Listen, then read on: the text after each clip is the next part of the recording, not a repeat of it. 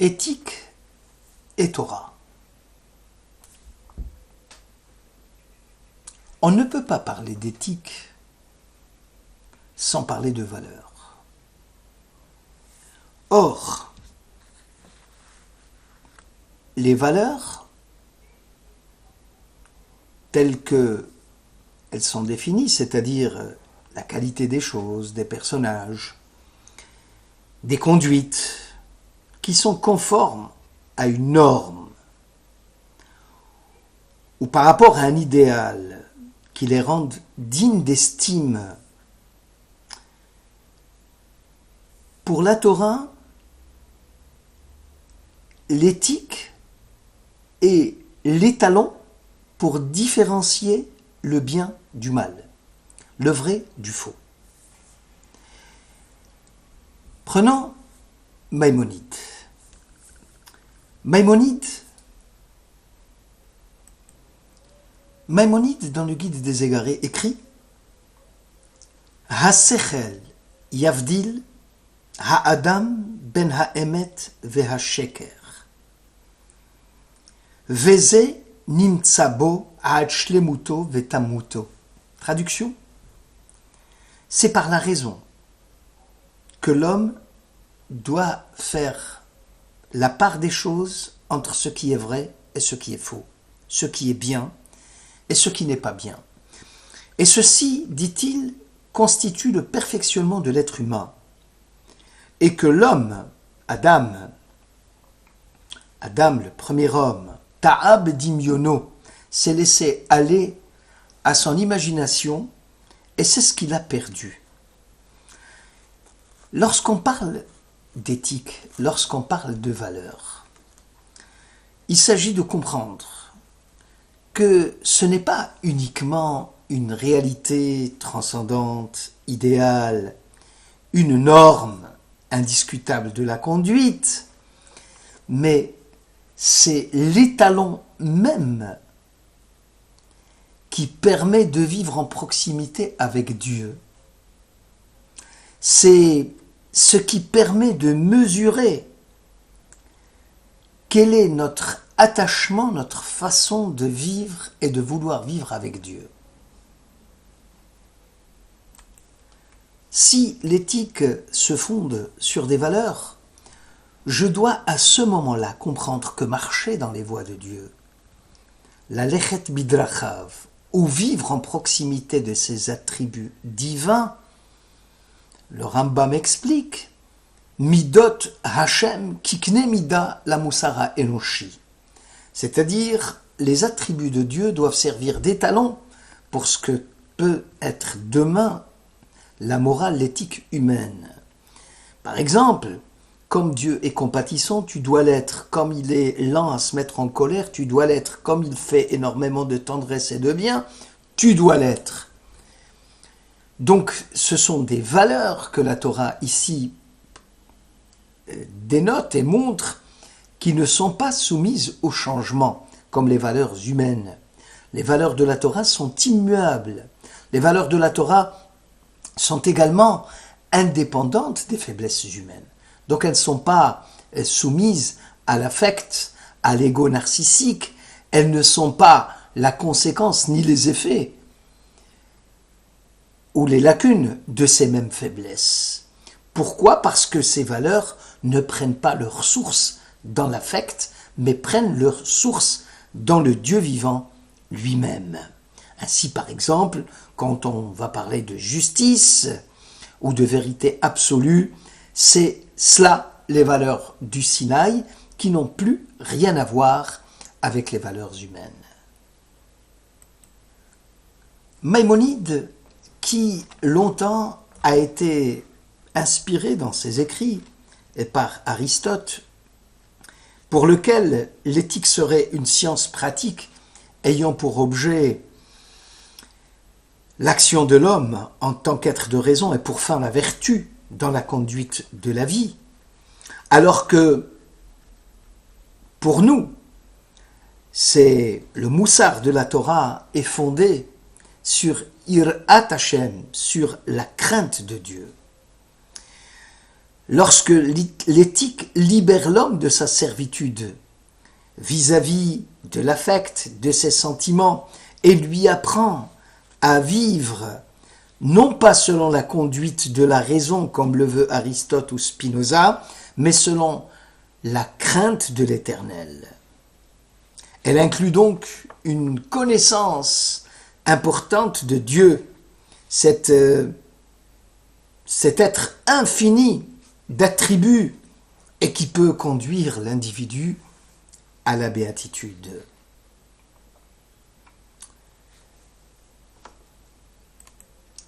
Nous venons de dire que l'éthique s'incarne dans les valeurs. Et ce sont pour nous les Juifs les valeurs de la Torah. Et les plus proches des déterminations du comportement des individus.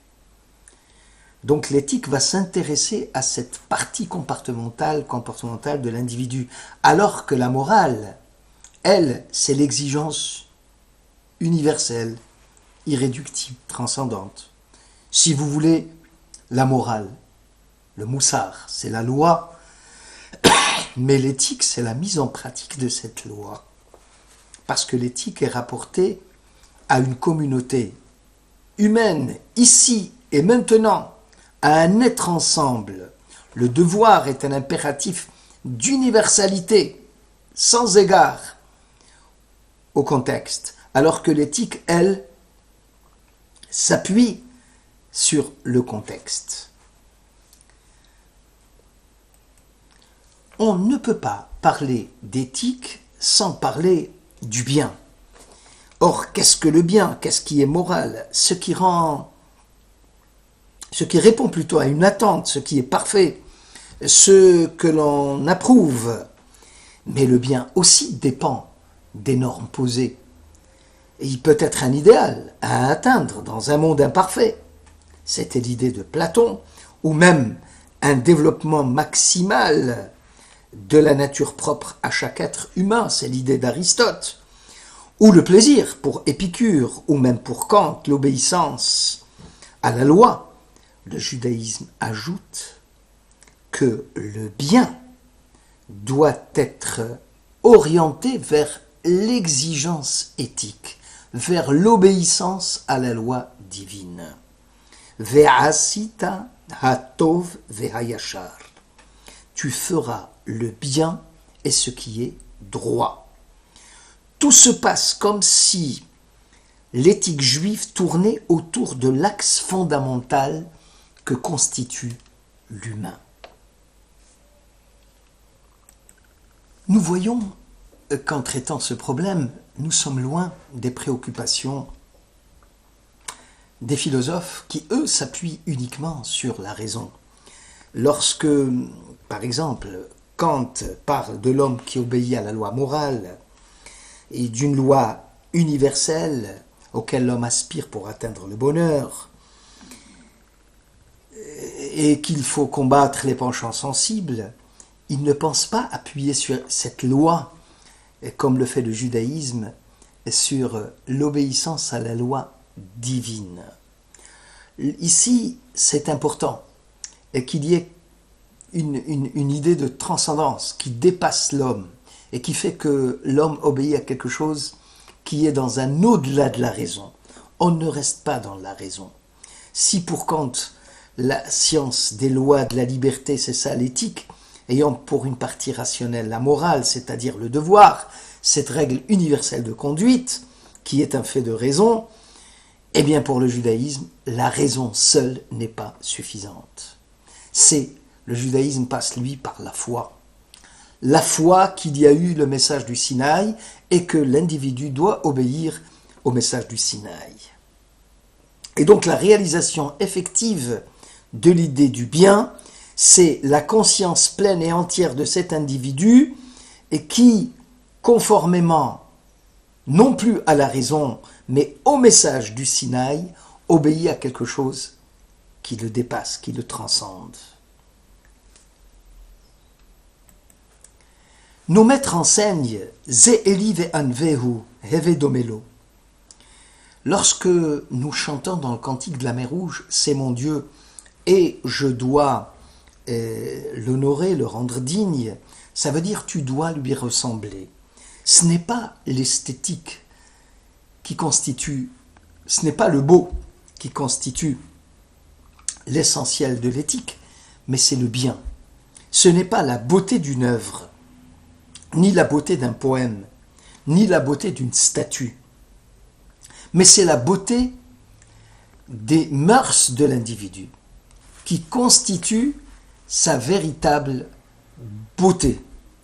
Et c'est la raison pour laquelle l'éthique juive, il n'y a pas photo lorsqu'il s'agit de sauver du feu un enfant, quel qu'il soit,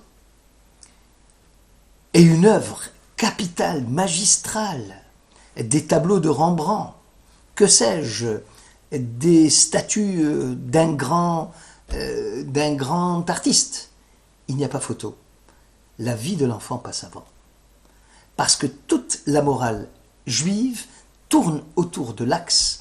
Ce n'est pas l'esthétique, mais c'est l'esthétique des mœurs. C'est l'esthétique et la beauté du comportement de l'individu qui compte. Le rabbi de Mir, Rabbi Yerucham, disait Kama Adam mafkir atzmo bishvil shitotav, combien l'homme parfois est prêt à sacrifier sa vie pour l'idéologie, mais qui l'oblige? S'il n'y avait cette espèce de force, d'altérité qui habite l'homme et qui fait partie intégrante de son essence. Parce que, dit-il, l'altérité, elle se fraye son chemin comme une vague qui ne peut plus rester dans le rivage et qui déborde. Prenons l'exemple de la justice. La justice aujourd'hui, tout le monde en parle parce qu'il y a un renouvellement sur les interrogations concernant les droits de l'homme en général et les droits de l'État, les droits du particulier. Mais dans ce bien commun qu'est la justice, le respect mutuel des personnes, l'équilibre des libertés, solidarité sociale, chacun voit dans la justice une vertu globale, une organisation harmonieuse de la vie sociale. Déjà depuis l'Antiquité, on savait que pour Platon, c'est en même temps une organisation de la vie et en même temps une harmonie d'ensemble qui donne à chaque instance la place qui lui revient. Pour saint Augustin, ce sont les actes, les œuvres, mais aussi la piété intérieure et qui est empreinte d'amour et de charité qui forment la justice. Or, dans le judaïsme, et c'est ce qu'il faut bien retenir, l'organisation de la justice n'est pas seulement une organisation harmonieuse des rapports entre les hommes entre eux. Le Rav Kook écrit « Dans la justice mitgale ha-eloki bemishpat ha-adam » l'étincelle divine, le divin apparaît à travers la justice des hommes. Elokim nitzav ba'adat el. Donc la justice ici, ce n'est pas seulement les normes de droit. Bien sûr, le Rav Kook continue, que une justice désincarnée, athée, a voulu libérer de la justice de l'empreinte du divin. Ainsi la justice, dit-il, peut montrer de la clémence vis-à-vis d'un tueur, d'un monstre froid qui abat des gens. Et tout cela, on arrive à un manque de justice. Parce que la justice dans le judaïsme, c'est pas cela. Elle constitue la pierre angulaire sur laquelle tourne le monde entier. S'il n'y avait pas de justice, ou s'il y avait absence de justice ou clémence de justice, le monde ne serait plus le monde tel que nous le connaissons. Parce qu'il serait livré à l'arbitraire, à la violence, à l'injustice. Maïmonide continue, et il écrit dans Hayad HaChazaka que ha'achzariyut midar e'uya bimkomav, la justice doit être fondée sur la clémence, mais aussi sur la rigueur stricto sensu. Parce que parfois, ce qui peut sembler à certains comme acte de cruauté est nécessaire pour un monde. Lorsque la Torah parle de cette ville et qui s'est détournée des lois de Dieu et qui pratique des fautes innommables et qu'il va falloir éliminer, ça peut choquer nos contemporains de dire, mais comment la Torah peut-elle dire d'éliminer telle ou telle cité corrompue? Il faut savoir que rigueur comme clémence ont pour finalité de sauvegarder les fondements du monde pour que le monde ne soit pas livré aux forces du mal. Moshe Rabbeinu, écrit le Rav Kook, a fait monter, il a présenté les valeurs de la justice à Israël depuis le Sinaï jusqu'à la fin de toutes les générations et a insufflé dans ces lois de justice un contenu divin. Donc, Mishpat Israël, le Mishpat Israël, c'est-à-dire la justice d'Israël, est légitimement apte à traiter le mal et à éradiquer le mal. N'oubliez pas que la justice est garante des dérives d'une société livrée à elle-même. Même si, pour le judaïsme, le monde du Moussar est fondé sur la générosité, Olam Chesed Ibané, mais le monde laissé à la maîtrise des pulsions des uns et des autres, le monde laissé aux mécréants et aux violents, le monde laissé aux meurtriers, c'est un monde qui n'est plus vivable. La justice doit éradiquer la violence, la haine au sein de la société, pour permettre à celui qui subit la violence, qui est opprimé, de ne plus l'être.